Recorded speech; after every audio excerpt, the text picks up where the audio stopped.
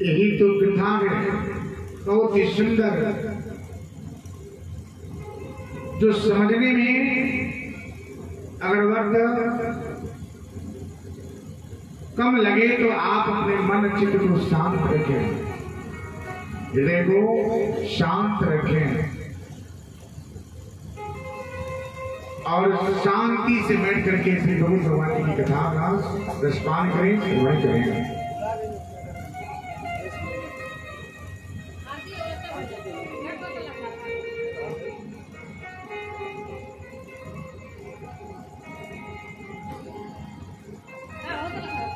हरि नाम का चर्चा बार बार नहीं होता है। अगर सच्चे मन से ये जपने की कमी नहीं है, नाम में कमी नहीं है, आप जितना बार जपिए उतना बार आपका कल्याण है। लेकिन जपने के लिए आपके पास वक्त नहीं है। अभी अच्छा भोजन मिले ना तो सब भूल जाएगा, धन आ जावे सब भूल जाएगा। ये भूल जाएंगे कि इसके पीछे भी कोई है, इसका भी अधिकार कोई है।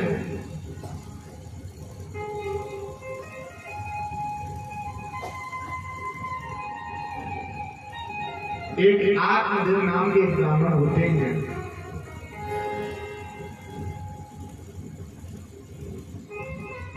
उनकी पत्नी जो है धुंधली है, जो कर्कशा स्वभाव की है। कर्कशा स्वभाव जाने से है, बताइए।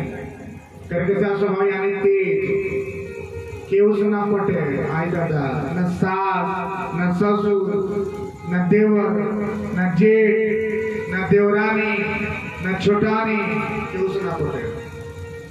हम बानी तो हम ही रहे, यानी कि अपने बात के आगे केहू की बात ना सुने। कर्कशा इतना तेज हो तो जिस स्त्री के पास अगर तेज है, अपने गुस्से को अपने काबू में नहीं रखती है, उस घर से लक्ष्मी रुष्ट हो जाती है।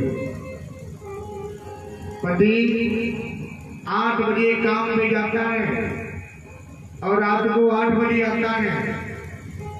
30 दिन काम करने के बाद महीने का उसको क्या होता है, तनख्वाह आता है, यानी कि सैलरी आता है। पता चलता है क्या कि आज राशन वाले को देना है, कल उनको देना है, कल उनको देना है। आते आते ये मजदूर के खर्चे ज्यादा हो जाते हैं। यानी कि जिस घर में लक्ष्मी स्वरूप उनकी पत्नी है, जो माताएं हैं, आप क्या हैं, लक्ष्मी स्वरूप है। आप लक्ष्मी का दर्जा मिला है, कम से कम अपना ना सही तो लक्ष्मी जी का नाम का तो दर्जा लीजिए, उनका सम्मान कीजिए। अगर उनको भी भूल जाएंगे तो कैसे होगा। लक्ष्मी ही सब है।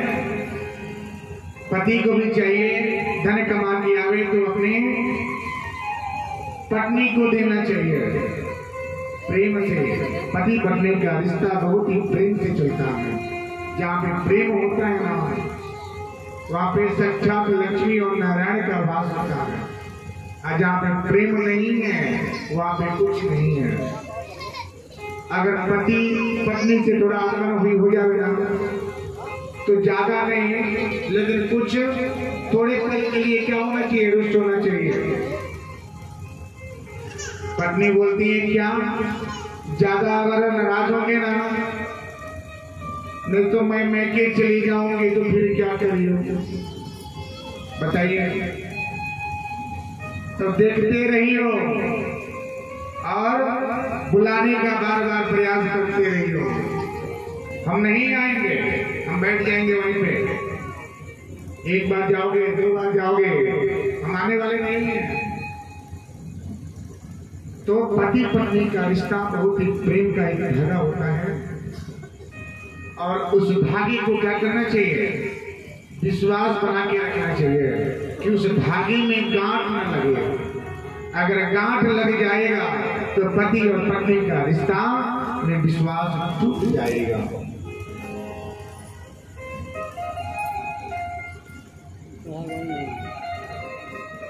तो धुंधली कौन है? जो कर्कशा है, तेज है, जो ज्यादा बोले, ज्यादा चिल्लाए, वही तो है धुंधली। रउआ तो वहां में चिल्लाने चल रहा है, बताएं सही बुझाता है तंग नहीं। आप सब भी गुस्सा कर ले सकते हैं, गुस्सा कर जाहिर बात, अगर गलत हुई तो वहां गुस्सा कीजिए, गलत है तो जो सब बोलिए, लेकिन बार बार गुस्सा करना ये आपका धर्म नहीं है। उसमें लक्ष्मी रुष्ट हो जाएगी और आपसे हाथ खाली हो जाएगा। महीने आते आते बोले क्या आज हमारे पास नहीं है, कर्ज हो गए, पता चला कि 2-4 हजार कर्ज आपके ऊपर हो गया, क्या करेंगे? अगर कर्ज नहीं चाहिए तो एक सूत्र बताते हैं, ध्यान से सुनिएगा। जिस घर में कर्जा अगर नहीं चाहिए तो उसके लिए एक सूत्र है, प्रमाण है। क्या प्रमाण है? पत्नी, पति और पत्नी हमेशा खुश रहना सीखिए, थोड़ा खाइए, सुखी रहिए, हंसते रहिए। जिस घर में ऐसे अगर भाव मिले, जिस घर में ऐसे रिश्ते देखने को मिले ना, उस घर में लक्ष्मी साक्षात वास करती है। दूसरा, आप रसोई का कदर करें। रसोई यानी अन्य का कदर करें। रसोई घर में जाए तो कभी भी क्या करें, पाँव में ये अपना जो है ना, जो आजकल के क्या है, एक नया फैशन हो गया, बिना पाँव के, बिना चप्पल जूते के बार यानी कि रसोई घर में जाना क्या है, आसान हो गया है, एक फैशन हो गया है। तो इस फैशन को त्यागिए। अगर आप संस्कारी हैं, अच्छे बहू के गुण लाना चाहते हैं, परिवार में कदर पाना चाहते हैं, तो दूसरों को बदलने से पहले खुद को बदलिए। अगर हम किसी को कमी दिखाएं, एक उंगली हमको दिखावें तो 3 उंगली जो है मेरे तरफ है, ये ध्यान दीजिएगा। अगर हम गलत आपको ठहराते हैं तो 3 उंगलियां आप इशारा करती हैं कि आप मत बोलो, उसमें तो एक पैर है, लेकिन 3 गलती तो आप नहीं है। तो रसोई घर में जाएं तो पांव के जूते और चप्पल जो है बाहर निकालें, अन्य का कदर करें। ये नहीं कि ये बन गया इसमें निकाल के चख लिए, और चखने से क्या होता है, लक्ष्मी दुष्ट हो जाती है। यानी कि बिना लक्ष्मी नारायण को अन्य का भोग लगाए हुए भी आप क्या करें, अन्य का सेवन करें। बिना अपने हाथ पांव धोए बिना रसोई घर में मत जावें। आज तो एक नया क्या है, फैशन है कि सुबह बिस्तर छोड़िए, पहले तो चाहिए चाय।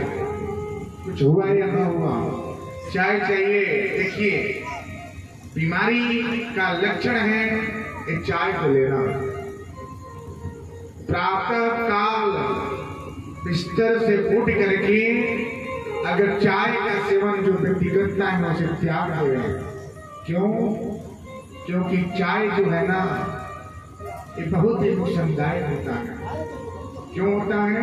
ये हम नहीं करते हैं, ये शास्त्र वैद्य का एक उपचार है, उनकी सलाह है। अगर व्यक्ति खाली पेट है ना, तो कभी भी चाय का सेवन न करें। खाली पेट है तो कभी मीठा का सेवन न करें। खाली पेट है तो आप मीठा या रसदार से भरा मिठाई का भी सेवन न करें। इससे आपको बीमारी जो है करीब आता है। जब तक आप पूरी तरह से फ्रेश हो जाइए, हाथ पांव धोइए, उसके बाद आप कुछ अन्य ग्रहण करके तब इसका सेवन कीजिए। आपके पास बीमारी नहीं होगी और आप स्वस्थ महसूस करेंगे। माता पिता यही कुछ सिखाते हैं, लेकिन आज ना हम जो करी हुए सही बा, हमके सिखाई नहीं तो आगे कोई बेचारे पति देव होते हैं ऐसे अच्छा बा कि चुपचाप बैठी है, जो मिली तो पाई हम चुपचाप रहे, नहीं तो ज्यादा बोले तो हम रसोई जाते हैं, रोटी बनाओगे पड़ी और सबके बैठाएंगे। ऐसा होला कि नहीं होला जी? एक एक पहला सही से बताएंगे। तो ऐसा ना करके चाहिए। स्त्री के स्वरूप लक्ष्मी स्वरूप बोला, और जो नहीं घर में स्त्री शांत हुए, जिस घर में स्त्री शांत है, जिस घर में स्त्री सुखी है, जिस घर में स्त्री को महसूस ना हो कि हम दुखी हैं, थोड़े खावे सुखी रहे, उस घर में लक्ष्मी सदैव बसती है। रखने का जगह नहीं मिलेगा, अरे तो कितनों आई ना कमी होगी। 10,000 नहीं, अगर महीना के अगर 50,000 भी आवे ना हो, महीना होते होते खत्म। तो ऐसा ना करें चाहिए। खुश रह जोनी घर में स्त्री खुश, वो घर में लक्ष्मी के वास बा, और जोनी घर में स्त्री अगर नाराज बा, वो घर में लक्ष्मी नारायण के वास ना हो पाई। जहाँ लक्ष्मी जी रहे वो या नारायण जी जरूर है। तो आत्मदेव क्या है? एक ब्राह्मण है, धुंधली उनकी पत्नी है। धुंधली यानी जो तेज है। आत्मदेव क्या करते हैं? भिक्षा मांगते हैं, और भिक्षा मांग करके लाते हैं। उसी से दोनों जन का भरण पोषण चलता है।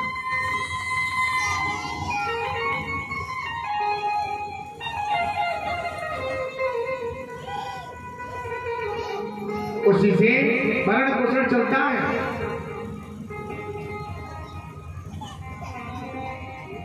एक बार देर रात से आए, लेकिन कुछ मिला नहीं। आगे बोले क्या इतना रात के कहाँ रही हो? कल यही बनी बताइए। जो नहीं रोजा पहले से